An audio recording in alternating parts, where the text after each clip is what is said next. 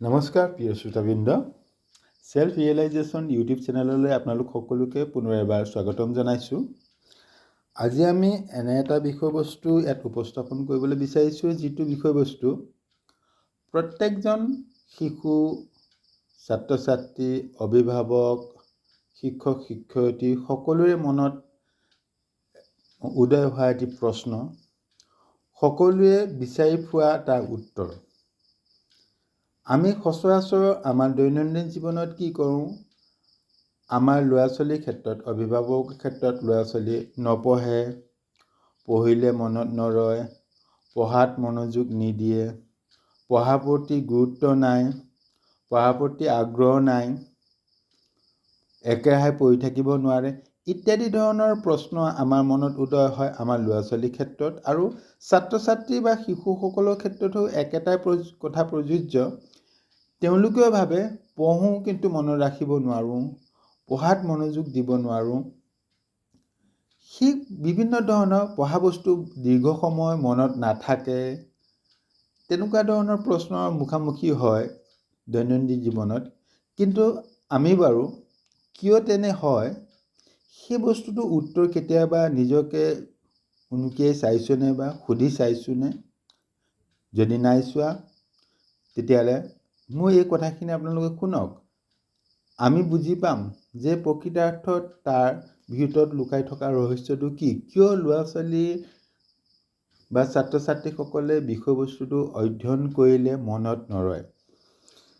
ইংৰাজীত কিছুমান কথা আছে যে বিষয়বস্তুৰ প্ৰতি আসক্তিয়ে বিষয়বস্তুৰ প্ৰতি আগ্ৰহ, অৰ্থাৎ attraction create interest, interest create concentration, concentration create attention, attention create retention, retention create recollection. অৰ্থাৎ বিষয়বস্তুৰ প্ৰতি সেইখিনিৰ পৰা আমি আঁতৰি আহিছোঁ। আমি অভিভাৱকসকলে বা ছাত্ৰ ছাত্ৰীসকলেও প্ৰত্যেক দিনাই হয়তো অতি কমেও 1 ঘণ্টাৰ পৰা 5 ঘণ্টালৈকে আমাৰ মোবাইল ফোনৰ লগত ব্যস্ত হৈ নাথাকোঁনে? নিশ্চয় থাকোঁ, সকলোৱে থাকোঁ, অপ্ৰিয় হ'লেও সত্য।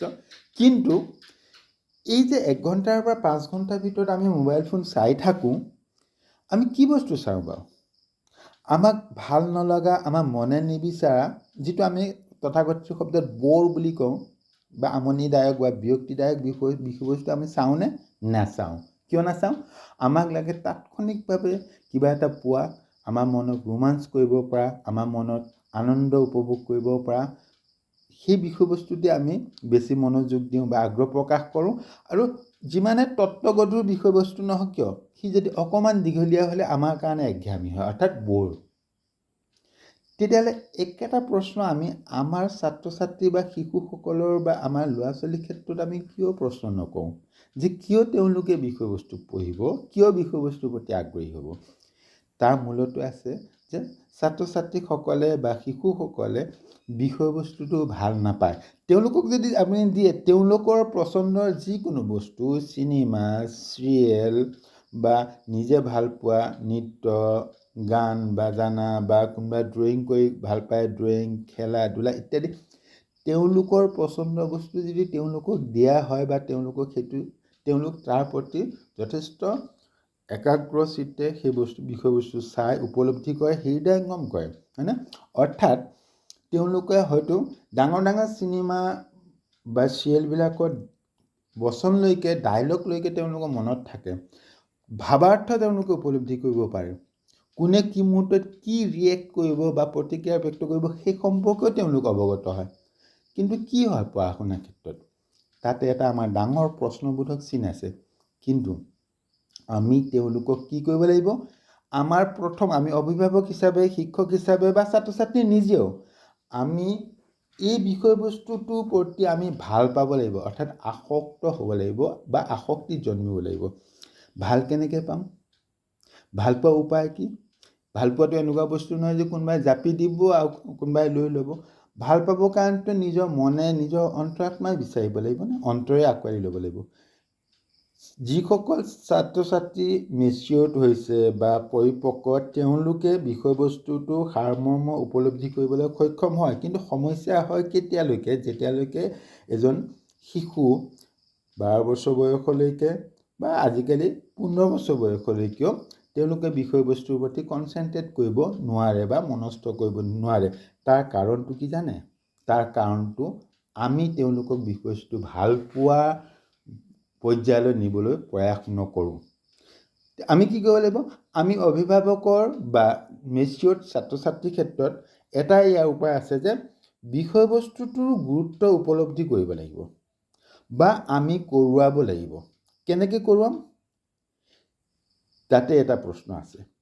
এতিয়া আমি যিকোনো বিষয়বস্তু, লাগিলে সি ফিজিকেল ছায়েন্স হওক, মৰেল ছায়েন্স হওক, ছ'চিয়েল ছায়েন্স হওক, সাইকোলজি হওক, যি বিষয়বস্তুৱেই নহওক কিয়, এই বিষয়বস্তুটোৱে তোমাক জনাত সহায় কৰিব, তোমাৰ অতীত জনাত সহায় কৰিব, বিভিন্ন ধৰণৰ ৰহস্য উদ্ঘাটন কৰাত ই সহায় কৰিব, তোমাৰ ভৱিষ্যত জনাত সহায় কৰিব, তোমাৰ বাস্তৱ জীৱন গঢ়াত ই সহায় কৰিব, তুমি ভাল মানুহ হোৱাত ই সহায় কৰিব, বৰ্তমানৰ পৰিস্থিতি জনাত ই সহায় কৰিব, তোমাৰ জীৱন উপভোগ কৰাত ই সহায় কৰিব, নতুন বিষয়বস্তু আৱিষ্কাৰ কৰাত ই সহায় কৰিব, তুমি জীৱনত সৌন্দৰ্য চৰ্চা কৰাত বা সৌন্দৰ্য উপভোগ কৰাত ই তোমাক সহায় কৰিব, তোমাৰ জীৱনৰ লক্ষ্যত উপনীত হোৱাত ই সহায় কৰিব, ইত্যাদি ধৰণৰ প্ৰশ্নৰ জৰিয়তে, ইত্যাদি ধৰণৰ উৎসাহ অনুপ্ৰেৰণাৰ জৰিয়তে, অৰ্থাৎ মটিভেশ্যন, অভিৰুচন সৃষ্টি কৰিব লাগিব তেওঁলোকৰ মানস পটত, তেওঁলোকৰ মনৰ ভিতৰত অভিৰুচিত কৰিব লাগিব বিষয়বস্তু কিয় তেওঁলোকে ভাল পাব, তেওঁলোকে বিষয়বস্তু ভাল পালে তেওঁলোকৰ জীৱনত কি লাভ হ'ব, কি উপকাৰ হ'ব বা কি ৰহস্য তেওঁলোকে উদ্ঘাটন কৰিবলৈ সক্ষম হ'ব, সেই বিষয়বস্তুৰ ওপৰত আমি সৰ্বাধিক গুৰুত্ব দিব লাগিব।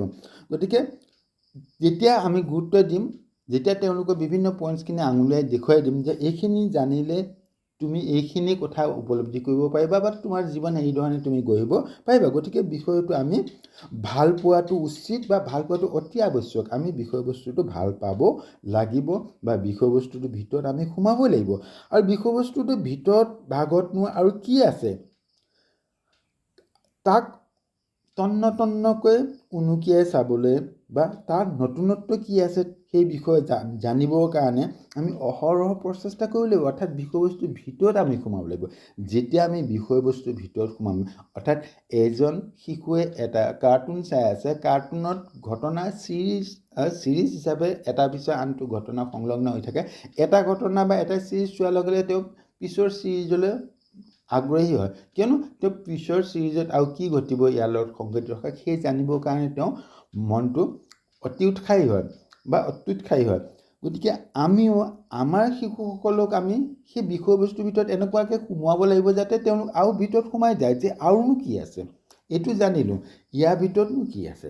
ধৰি লওক মই এটা মনোবিজ্ঞানৰ সৰু কথা এটা কৈছোঁ যে শিশুসকলৰ মনত হয়তো নাথাকিব পাৰে, নাজানিব পাৰে যে আমাৰ ভিতৰত থকা বস্তু যে আমাৰ স্মৃতিশক্তি, আমাৰ বুদ্ধি, আমাৰ ব্যক্তিত্ব, আমাৰ মনোযোগ, আমাৰ আগ্ৰহ, এইবিলাকতো আমাৰ ভিতৰত থাকে।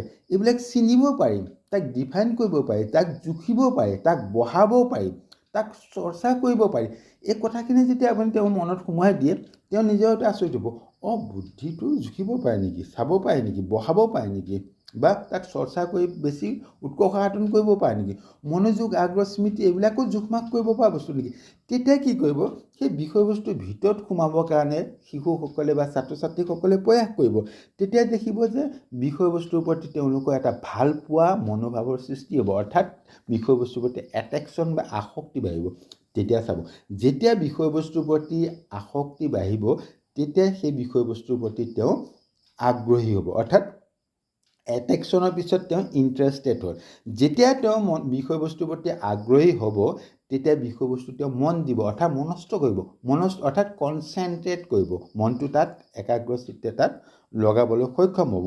মানে গোটেই পঞ্চ ইন্দ্ৰিয় বিষয়বস্তুৰ প্ৰতি তেওঁ কেন্দ্ৰীভূত কৰিব, যাক আমি কনচেনট্ৰেশ্যন বুলি কওঁ। তাক যেতিয়া কনচেনট্ৰেশ্যন ক্ৰিয়েট হৈ গ'ল, লগালগ তেওঁ মনলৈ বিষয়বস্তুৰ প্ৰতি মনোযোগ আহিলে, মনোযোগ আকৰ্ষিত হ'ল বা মনোযোগ দি তেওঁ বিষয়বস্তু অধ্যয়ন কৰাত লাগি গ'ল।